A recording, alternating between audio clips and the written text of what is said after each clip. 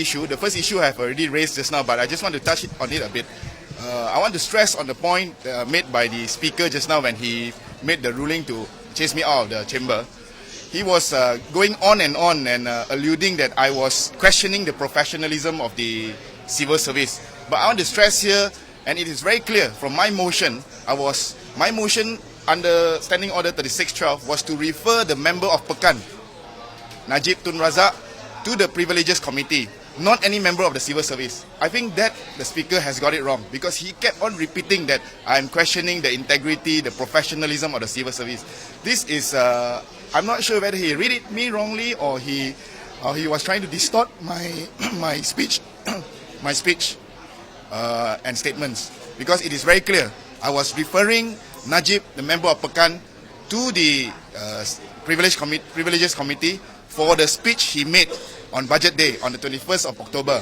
So, member of Pekan made the speech. He was referred to the Privileges Committee. It has nothing to do with any member of the civil service. It has nothing to do with the professionalism of the civil service. I think I want to emphasize and make that point clear. Secondly, which is the key issue, as you all would know, I've referred the member of Pekan, who is also the Finance Minister and the Prime Minister, to Parliamentary Privileges Committee for the speech he made on the 21st of October for what I claim to be a misleading speech, a speech which misleads the House for a variety of reasons. Number one, mainly is because items that he announced in the budget speech was not found in the federal expenditure estimates. Okay. Number two, items that he announced in the budget speech is found in the estimates, but have a totally different amount. And we are not talking about small rounding out amount. We are talking about big amounts, like almost 1 billion ringgit for one item alone, like almost 1 billion ringgit difference in amount. So that, I claim, amounts to misleading the House when he delivered the speech.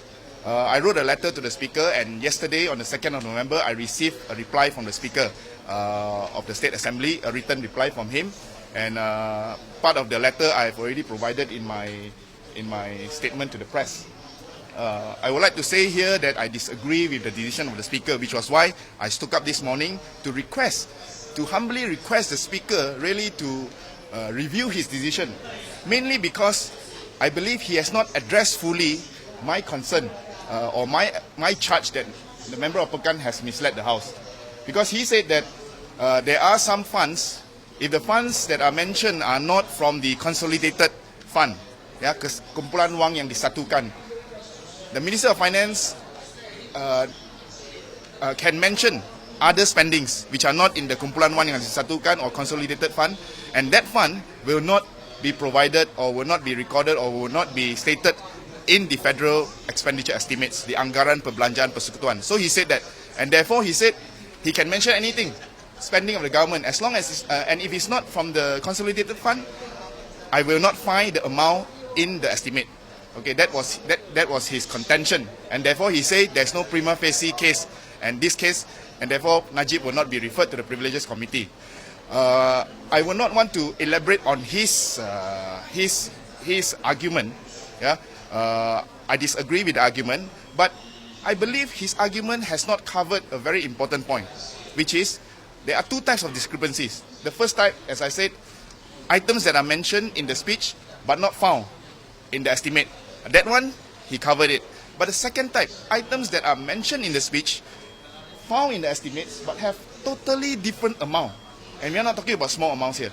Yeah, this is not covered. And it is very clear.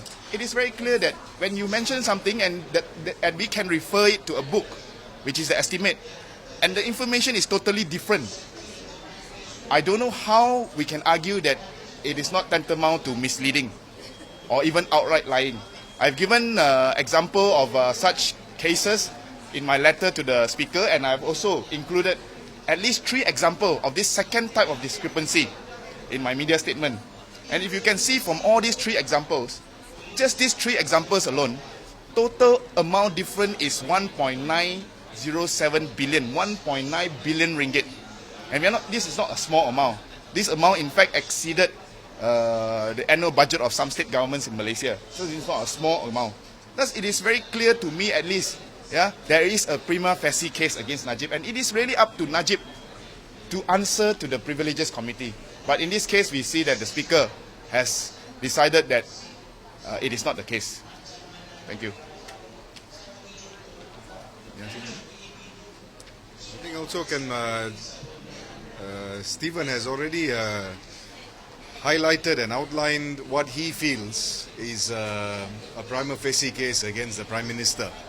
Now, what the Speaker did today was to say that he was of a different opinion, that there was no prima facie case.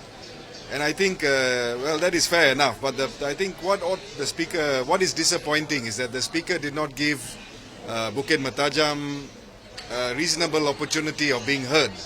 Because I think it is very clear that Bukit Mertajam was being very respectful to the Speaker and was merely attempting to put his point across. And the Speaker was not in any mood to hear the Bukit Mertajam out. I think that is something which is very disappointing, because had the Speaker given Bukit Mertajam a right to be heard, which he is perfectly entitled to, I think his decision might have been very different. No doubt there is an opportunity now to file a motion to review his ruling, but as the Member of Parliament for Puchong had raised earlier, that might not come, that might not materialize if that motion is not debated during this session, and that might defeat the whole purpose of Bukit Mertajam's motion here. So I think it is disappointing, and I would like to repeat the fact that Bukit Mertajam was in no way condemning the position of the Speaker. In fact, he was being very polite in trying to put his point across, and that is what is disappointing with the Speaker's actions this morning. That's all. Thank you. Yeah. Anything else? Yeah, I want to add something. It's on Pandika. Okay. Yeah. Come in. Okay. Ramai sudah tanya, termasuk itu 3 former minister tanya, how did Pandika know whether the 3 former minister has breached their oath of secrecy? Ramai pun sudah tanya, siapa yang beritahu dia? Adakah cabinet minister yang beritahu Pandika what has said by the 3 former minister has breached the oath of secrecy? Okay, soalan saya, if Pandika say the 3 former minister could have breached the oath of secrecy, and sekarang Bukit Aman tengah siasat mereka yang 3 bekas menteri, adakah juga Pandika patut disiasat oleh polis? Sebab dia he is not in any position to know about what transpired in the cabinet. Somebody must have told him. So in this case, Pandika is an accomplice. Walaupun saya tidak setuju, saya bantah yang 3 bekas menteri disiasat oleh Bukit Aman. Tapi kalau logik Pandika boleh pakai, dia sendiri patut disiasat oleh Bukit Aman. Okay?